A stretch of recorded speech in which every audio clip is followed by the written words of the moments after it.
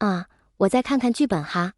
随口找了一个借口做掩饰，魏无羡拿出手机，重新扫了一遍那些早已烂熟于心的字句，看向面前站着的人，道：“蓝湛，我们直接开始了。都听你的。那，你先躺下吧，假装睡觉就好，我去门口。”蓝忘机依着他躺下。魏无羡转身拉上房门，同时检查了一下窗帘拉的是否严实。再次转过来的时候，已经是全然入戏了。虽然身上穿的不是戏里的浴袍，但一件单衣效果也差不多，反正足够他去钻人被窝了。他轻手轻脚走到床前，掀开被角躺了进去。身边的人果然未睡熟，一点轻微的响动就惊醒了他。你，他一把抱住那人，笑嘻嘻地凑过去，怎么？是想我想的睡不着了？别闹。房间的主人轻轻挪开他作乱的手，你快回去睡觉。我不是你救我回来的，我爱睡哪睡呢？主卧的房间大一些，大一些又怎么了？我就想睡客房的床。那我过去。突然被压制住。一听这话，来人顿时不乐意了，翻过身压住他，声音里全是掩盖不住的怒意。警官，你就这么厌恶我吗？是觉得我十恶不赦，不配和你一起了？我没有。那你为什么赶我？他努力挤出一个笑，不容置疑地说道，你还喜欢我？为什么不敢承认？你说话呀。是。脱口而出的坚定回答让魏无羡愣住，明明这话只是剧本上印着的词，不是对他说的，可听见这个回答时，他依然能清晰地感到心口处的一阵悸动。怎么了？魏婴，不好意思啊，蓝湛，我走神了。我们从这再来一遍吧。你还喜欢我？为什么不敢承认？你分明就是对我余情未了。是。逼问出自己想要的答案，他才欣慰地笑了出来，轻轻抚过身下人的眉，他咬了咬唇，凑近那人耳边，用极轻的声音道，蓝警官，老实交代吧，想要我吗？等了半天，却没收到任何反应。魏无羡疑惑地撑起身，就见蓝忘机一脸严肃地道，表情不好。啊？是吗？他自认为这是最好的一次了。不过这回他毕竟看不到自己的表情，既然蓝湛这么说，他还是顺着道，那我重来一遍。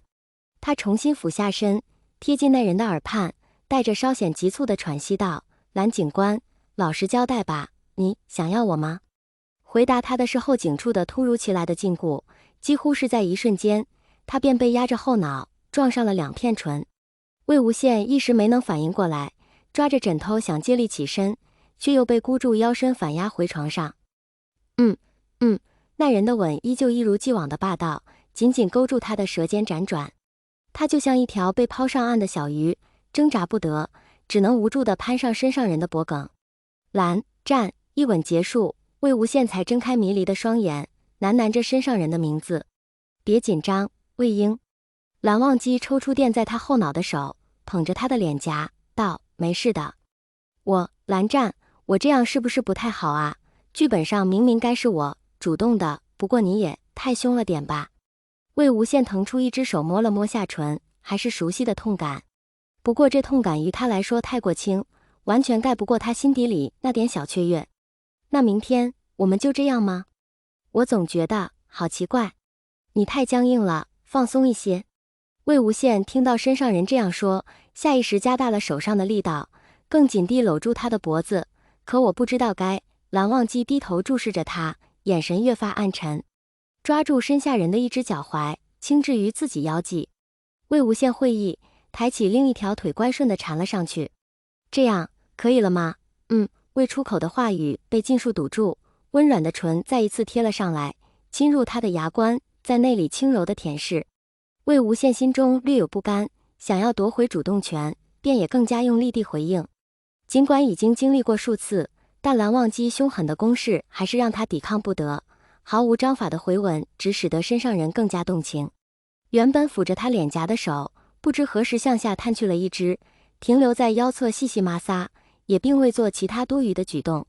腰际传来的又麻又痒的触感让他不适，便循着本能朝另一边微微挪了半分，也不知是否是这个动作激起了另一人的不满，腰间的手指竟蜷起，在所及之处轻挠了几下。这几下应当是正好戳中了他的笑穴。魏无羡反应极大地推开身上人的肩膀，侧过身努力躲着那只灵活的手。哈哈哈，蓝湛，你干时别，哈哈，别挠了。他这一番求饶下来，腰间的手竟是越发猖狂了，甚至两手并用，在他两侧的腰际作乱。蓝湛，哈哈，哈哈哈，求你了，别再，哈哈哈。魏无羡笑的眼泪都快出来了，双腿也从那人身上滑落下来，努力将身体缩成一团，以逃避身上这人幼稚的恶作剧。蓝忘机看着他如炸毛的小猫一般躲避的样子，眼里的笑意越发深邃。待到自己终于看够了，这才停下。此刻魏无羡已经有些身疲体乏，浑身无力地瘫在了床上，嘴唇才经过一番蹂躏，又因为笑了太久，眼角还垂着眼泪，好一会儿才缓回来。重新看向蓝忘机时，后者就已经恢复了平静的表情。他以为这人是故意想看他出丑，不禁责怪道：“蓝湛，你怎么这样啊？还学小孩子这样玩？我都说了我痒，你还……”他委屈地嘟起嘴，佯装生气，将头偏到一边去，果然立刻就换来了对方的道歉：“魏婴，抱歉，我是见你太紧张了，所以才……切，明明就是借机想整我，看我笑话，我才不上当呢。”魏无羡心里虽是如此想，但面上还是给了他台阶下。总之，你不许再挠我痒痒了，再来的话，我可真要生气了。蓝忘机顺从地点点头，道：“这还差不多。你看看你，我们本来说好是戏的，都被你弄成小孩子过家家了。”他随口又嘟囔了几句，都让蓝忘机差点以为他真是生气了。可见他并没有起来的打算，便迟疑地问道：“那还要继续吗？”“继续，当然要继续了。我们刚刚是到哪儿了？”魏无羡当然不可能就这样放弃这个好机会。不过剧本里这段本就不是很详细，实战的时候还是要靠导演安排和演员发挥。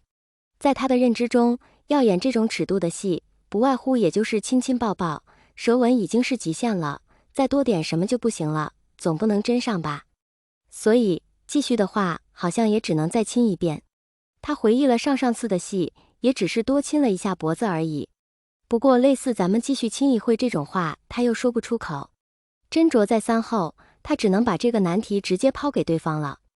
我也不知道还需要做什么，或者蓝湛，你可以告诉我哪里不够好，我可以再试试的。身上的人没有立即回答他，而是俯下身，在他的脖颈处不轻不重地咬了一口。魏无羡微微蹙起眉，那种陌生异样的感觉让他不由得身体紧绷，一动也不敢动。魏婴还差一些反应。反应是指被亲的反应，他知道，可是蓝湛咬的又不疼，总不是叫他喊疼吧？声音